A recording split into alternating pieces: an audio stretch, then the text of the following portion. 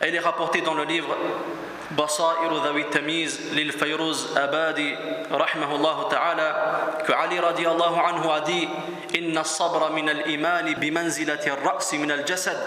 En vérité, la patience est pour la foi ce qu'est la tête pour le corps. La patience est pour la foi ce qu'est la tête pour le corps. Et généralement, celui qui ne possède pas de tête, il ne risque pas d'aller bien loin.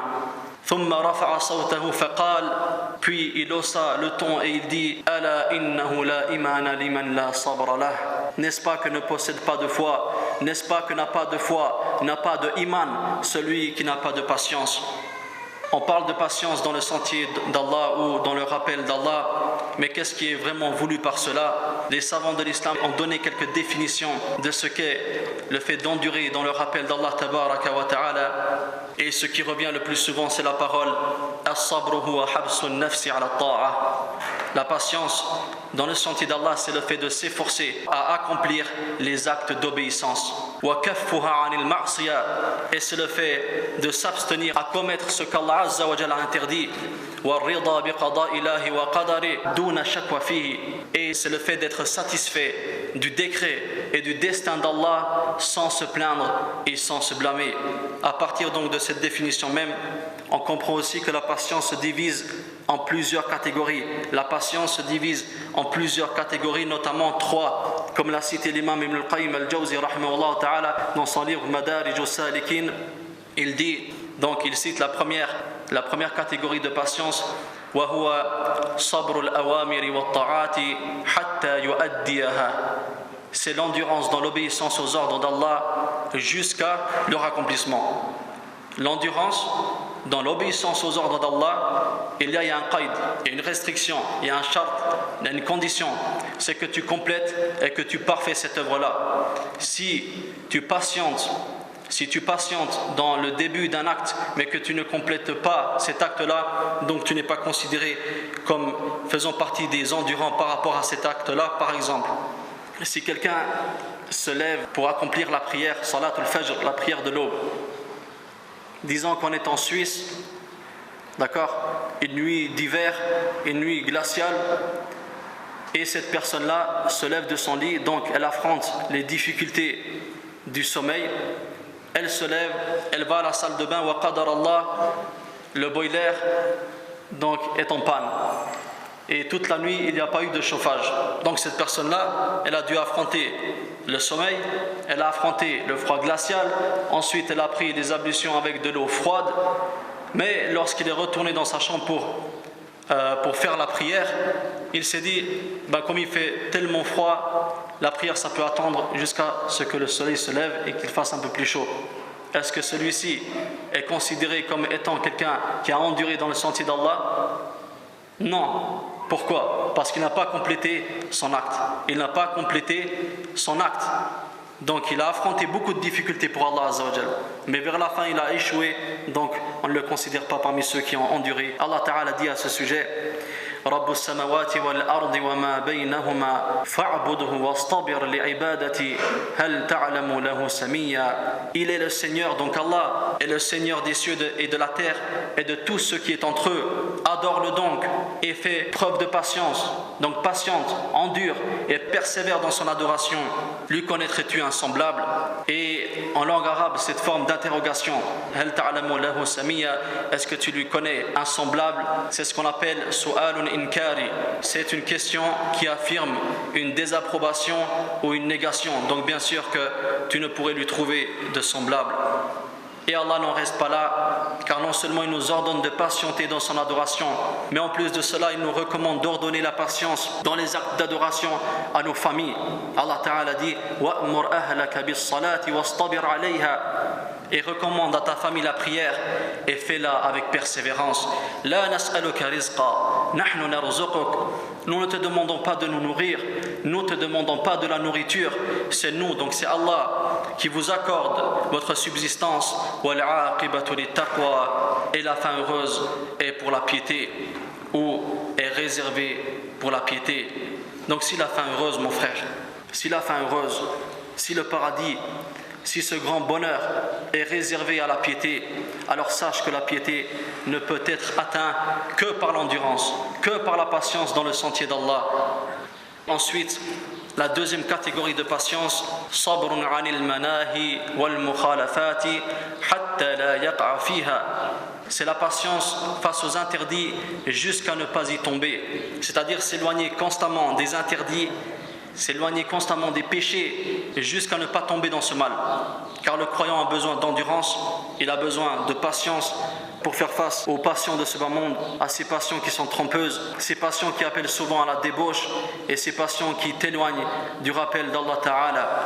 Allah subhanahu wa ta'ala dit وَجَزَاؤُهُمْ بِمَا صَبَرُوا جَنَّةً وَحَرِيرًا.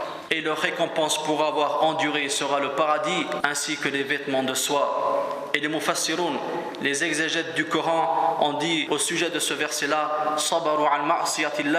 C'est parce que ceux-là ont enduré face au péché. Et comme chacun le sait, il n'est pas toujours facile de faire face ou de faire preuve de patience face à un interdit, car l'être humain de nature penche vers les passions, il penche vers les péchés. Allah Ta'ala dit Inna nafsa la amaratun bisu. Certes, l'âme penche de par sa nature vers les passions. Et dans un hadith qui est rapporté par l'imam Muslim, d'après Abi Malik al-Ash'ari radiyallahu anhu, le messager sallallahu alayhi wa sallam a dit was-sabru diya, was-sabru diya. Et l'endurance est une clarté, l'endurance est une lumière. Allah Ta'ala décrit la patience comme étant une lumière, mais non pas n'importe laquelle. Non pas n'importe laquelle, car le terme qui est utilisé dans ce hadith, al-diya, ce n'est pas n'importe laquelle des lumières, mais c'est une lumière qui illumine, mais en même temps qui dégage de la chaleur. Et ce terme diya, Allah subhanahu wa ta'ala a utilisé pour décrire la lumière de la patience, c'est aussi la même expression qu'il a utilisée pour décrire la lumière du soleil. Allah Ta'ala dit وَهُوَ الَّذِي جَعَلَ الشَّمْسَ ضِيَاءً وَالْقَمَرَ نُورًا. Et c'est lui Allah qui a fait du soleil une clarté et de la lune une lumière. Donc il y a quand même une différence entre la lumière du soleil et la lumière de la lune. La lumière du soleil dégage de la chaleur, tandis que la lumière de la lune ne dégage pas de chaleur. Allah subhanahu wa ta'ala a utilisé la même expression donc pour la patience. Il a utilisé la même description de la lumière qu'il en a fait pour le soleil. Donc le soleil parfois te brûle et aujourd'hui nous en sommes même témoins.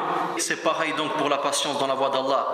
Elle éclaire ta vie, mais en même temps elle est ta mère et elle te brûle.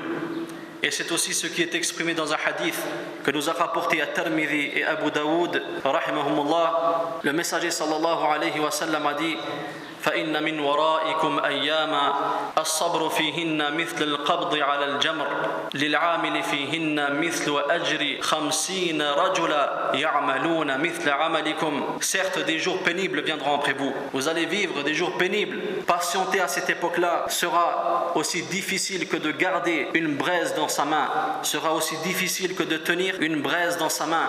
Mais à ce moment-là, quiconque sera capable de faire preuve de patience aura la récompense de 50 personnes, aura la récompense de 50 hommes. قيل يا رسول الله أجر 50 منهم قال أجر 50 منكم. On lui demanda au messager d'Allah la récompense de 50 d'entre eux. Il dit la récompense de 50 d'entre vous. Donc bien sûr, le fait d'endurer, le fait de patienter dans le sentier d'Allah, c'est pas toujours quelque chose de facile. Mais wallahi, son amertume n'est rien comparé aux délices, comparé à la douceur que procure la patience dans le sentier d'Allah tabaraka wa ta'ala en fin de compte. وقال الشاعر والصبر مثل اسمه مر مذاقة لكن عواقبه أحلى من العسل. Et un poète disait la patience est amère comme son nom, car son nom n'est pas facile à le dire puisqu'il débute par une lettre qui est lourde. Ensuite il y a un soukoun, une voyelle morte, si on peut appeler ça comme ça. Donc elle n'est pas facile à prononcer pour certaines personnes. Et le poète de dire la patience est amère comme son nom, mais par contre sa fin est encore plus sucrée que le miel. Sa fin est encore plus sucrée que le miel. Troisièmement et dernière catégorie de la patience, sabrun ala al-aqdari wal-aqdiya hatta la yatasakhataha. La patience face au décret et au destin d'Allah jusqu'à ne pas se mettre en colère. C'est-à-dire, il faut maîtriser ton âme face à un décret d'Allah tabaraka wa ta'ala et canaliser ta colère. tel que le fait de patienter face à la mort d'un bien-aimé ou de faire preuve de patience lors de la perte d'un bien. Allah exalté soit-il dit: وَلَنَبْلُوَنَّكُمْ بِشَيْءٍ مِّنَ الْخَوْفِ وَالْجُوعِ وَنَقْصٍ مِّنَ الْأَمْوَالِ وَالْأَنفُسِ وَالثَّمَرَاتِ.